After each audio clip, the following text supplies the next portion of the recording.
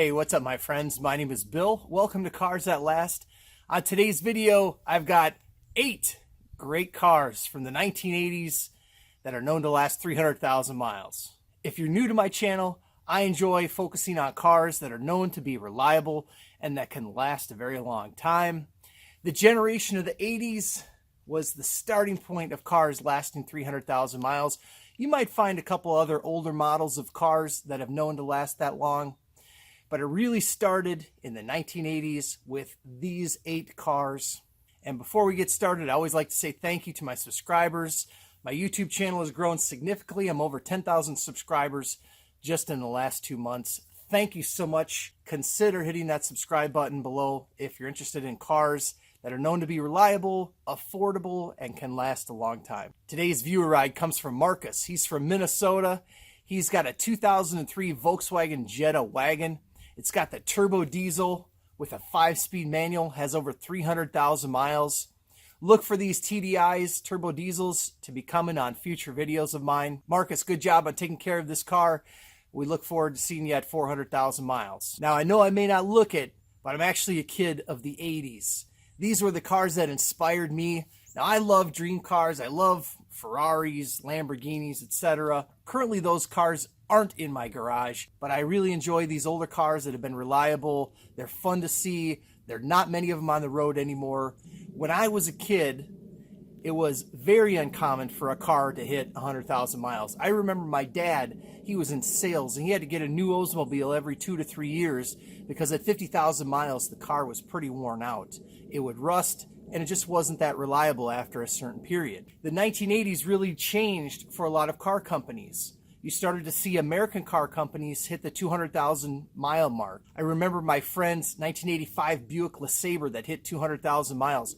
I thought that was incredible. Unfortunately, there are not a lot of American cars that lasted 300,000 miles from this generation. But we did see other car companies figure out how to make a reliable and safe automobile. So with that, let's get started. The 8 cars of the 80s to last 300,000 miles.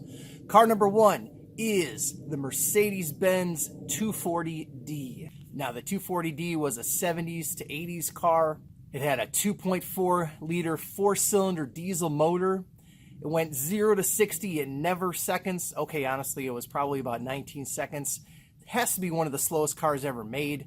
But the motors were rock solid. The 240D had a 65 horsepower engine. But these cars were known for reliability. The Mercedes High Mileage Club highest mileage car has a 1976 240D. It was a Greek taxi cab. It has a registered 2.8 million miles. Now, these cars come with an automatic. You can also get them in a manual transmission. Car number 2 is the Mercedes-Benz 300D and the 300TD. Now, if you're not familiar with these, the 300D is actually a 5-cylinder diesel motor, and the 300TD is a turbo diesel engine. With the 300D, that increased the horsepower up to 79, and the 300TD went to a whopping 123 horsepower. You see more of the 300TDs in the later models up to 1985. Now, prices for these Mercedes-Benz can be anywhere from a couple $1,000s up to low mileage originals of $10,000 to $15,000 or more. Other things that make these cars collectible, you can get this in a 2-door coupe,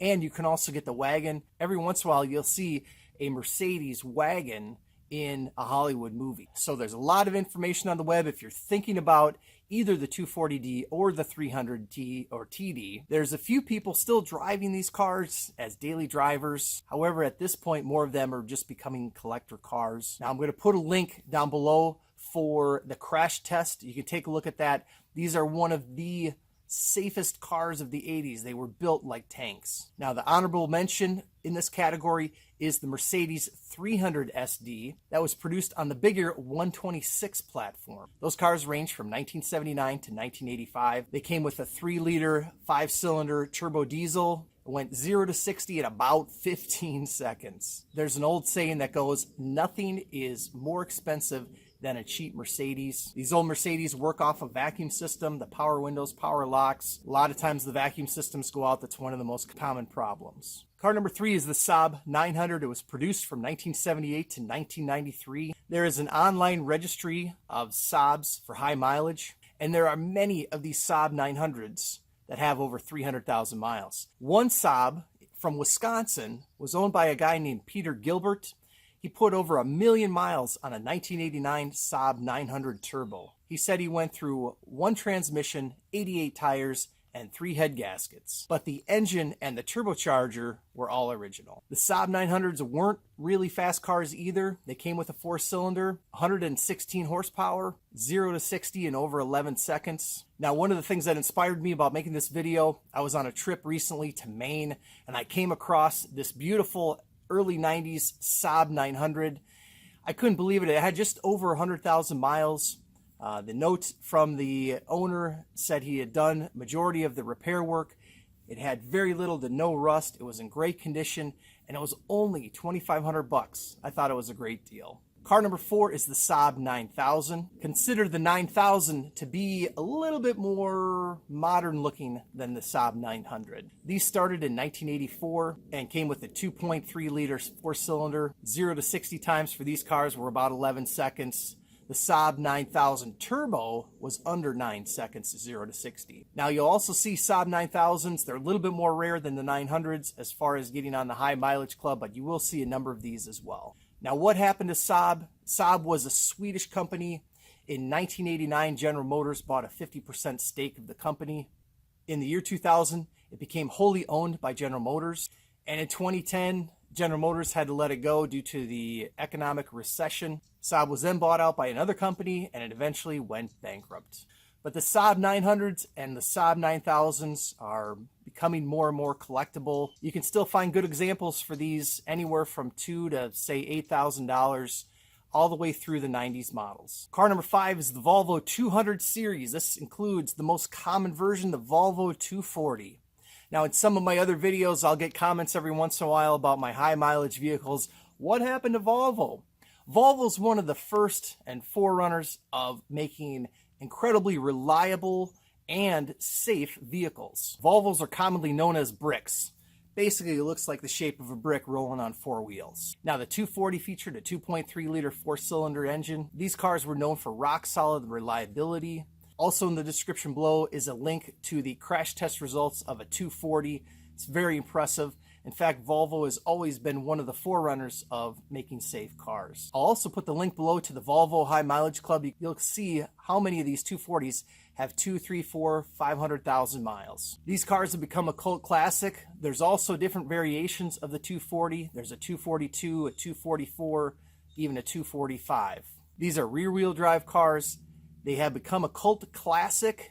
Oftentimes, you also see these Volvo wagons sometimes in Hollywood movies. Car number 6 is the Volvo 740. The 740 had a similar engine of a 2.3 liter 4-cylinder. You can also get these with a turbocharger.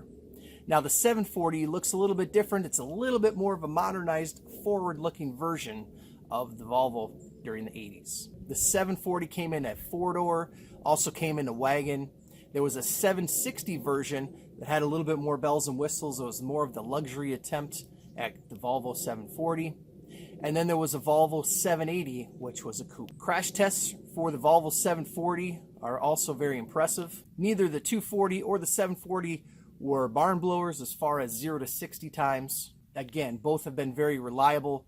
Collectability is becoming a key, especially for the 240. On my same trip, I was in New Hampshire and I found a really nice Volvo 240 with just over 100,000 original miles. The owner was asking over $6,000 for the vehicle. One interesting fact about Volvos going forward, in 2019, all of their cars will become electric. I wonder what that will mean for my YouTube channel. Car number 7 is the Toyota Land Cruiser. Now, I just did a video on the Toyota Land Cruiser, which covers the reliability from around 1998 to 2004. These 80s models are becoming very collectible and very expensive.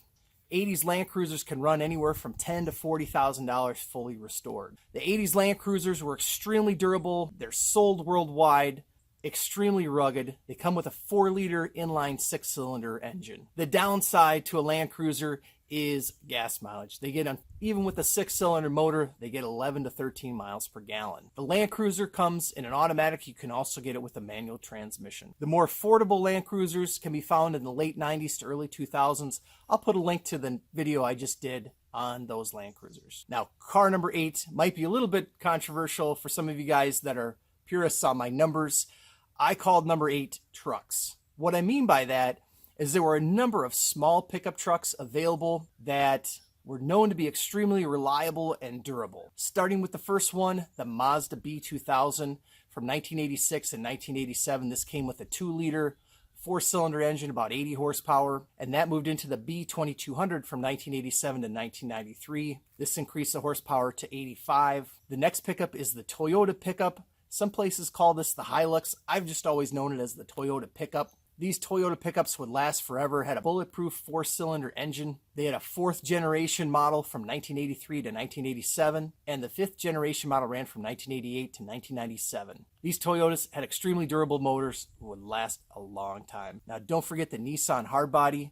In the 1980s, the Nissan pickup truck transitioned from being owned by Datsun, then was bought out in the mid-80s by Nissan. These trucks had 4-cylinder and V6 engines that were known to last. Now, tying into the Toyota pickup truck, I also want to just mention the Toyota 4Runner. If you can find one of these in good condition, definitely a good vehicle. They've also had the same engine as the Toyota pickup truck and were known to be very reliable and very durable. And finally, one honorable mention for the trucks is the Chevy CK pickup. Now, the CK, the C stands for rear-wheel drive trucks. The K was the 4x4 version. There was a generation change in 1988 and 1989. There was a new body style that ran through 1999. These had the 5.7-liter V8 motors that were known to also last a very long time. Now, all these trucks, unfortunately, a lot of them died because of rust. You can find one of the smaller pickup trucks, Toyota, Nissan, Mazda, if you can find them. You can find them relatively reasonable, anywhere from a couple $1,000s to several $1,000s. The Chevy model, the 88, 89, and into the 90s, that model is, in my opinion, is going to be a future collector truck if it hasn't already. Find one in good shape if you can. Okay, guys, I'd love to hear your comments. Do you remember vehicles from the 80s? Did I miss anything? Please put some comments below. I'm not always able to respond to them, but I certainly enjoy reading them. This channel is also about you guys and sharing information together. I'm grateful for the likes, the subscriptions. Thank you so much. I've got a lot more videos coming your way. I've got some free stuff I want to get out to you as well, so continue to stay tuned. Thanks so much for watching. Have an amazing day. Take care.